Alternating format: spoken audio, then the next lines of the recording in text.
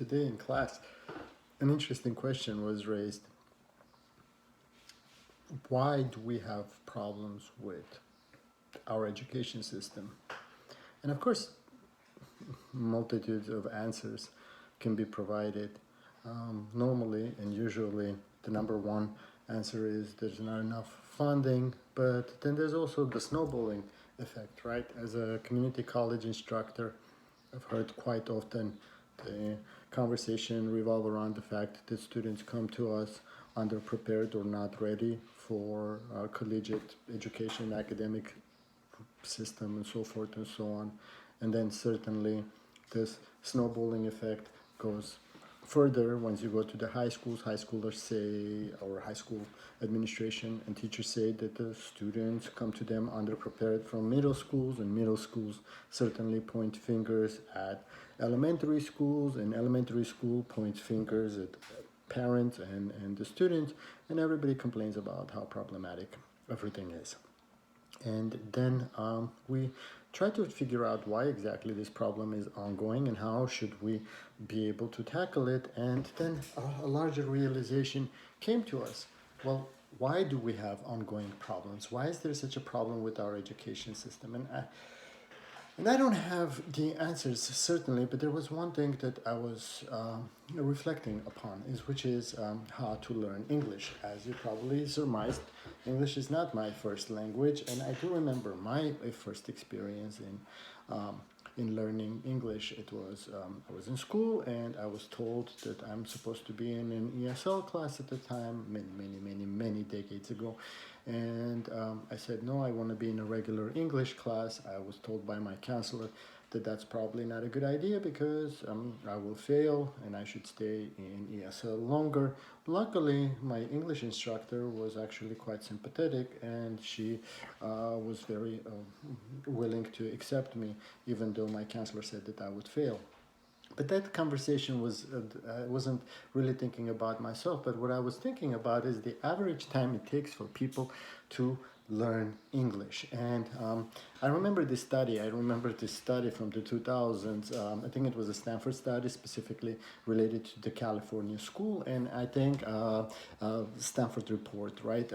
And it was it was considered that it would take roughly for oral proficiency 3 to 5 years, whereas for academic level proficiency it would take 4 to 7 years. And that got me thinking, right? It got me thinking, what about, like, in this last 4 or 5 years, Europe has an influx of refugees, specifically Syrian refugees fleeing war, and realization then sort of triggered like a light bulb. What happened to those people? And specifically in Germany, I think Germany had 1.4, 1.5 million people, give or take, more or less, enter, which means about 35%, if not 37% of it, if I remember my statistics accurately, would be school-age children. So how long did it take to integrate those students into the German education system? And you know what? The answer is actually quite saddening, or I don't know, enlightening when you compare it. It actually took six months to a year. It takes less than a year for students to be able to stand and sit in the classrooms next to their German counterparts and be able to be part of the system. Now, I'm not saying that the German method is superior to the American method, but it's an interesting question. What happens? Why is it that children who are escaping from war-torn country, of being internally destabilized, displaced, and facing all of the horrors of war and refugee camps and everything that comes with it, they get displaced, they get moved, they finally end up in a country, and a year later they're able to be integrated into the system. Whereas in an American education system, specifically in California, we are confounded with this reality that somehow students are incapable of being taught. Is it the fact that English is such a difficult language, or is it that some of us are just not doing our jobs? Or if that might be the case, then who is it that isn't doing their jobs? There's there's something that always troubled me about that since I was an ESL student myself and thinking about the education system, right? How do we acquire knowledge? And in class when I was asking how do we better it, and of course everybody spoke about resources and people spoke about parents' involvement and people raised the issue of even student responsibility.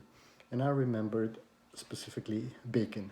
Why Bacon? Because Bacon is kind of cool, and he talks about how we acquire knowledge, right? And there are three different ways that we acquire knowledge. And the first of it is knowledge through authority.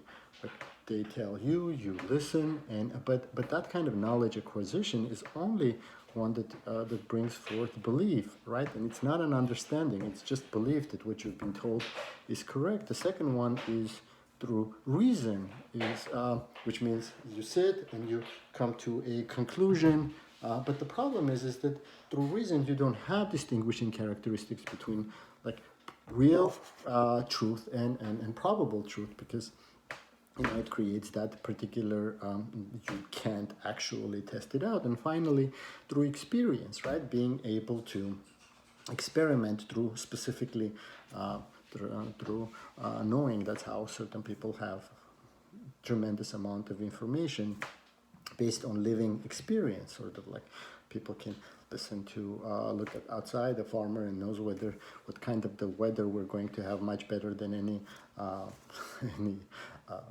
weathercast report or academic science, simply based on that particular experience. Now, putting those three things together is probably what we need to be able to do in order to fix this particular problem of our education system, which is we need knowledge. We definitely need knowledge, but we need the right kind of knowledge, and that right night of college can be determined through the experience, and certainly we need to be able to have ways to think things through, which means we need reason. But until we put all those three things together, we're going to be confounded with this ongoing problem of everybody pointing fingers at each other.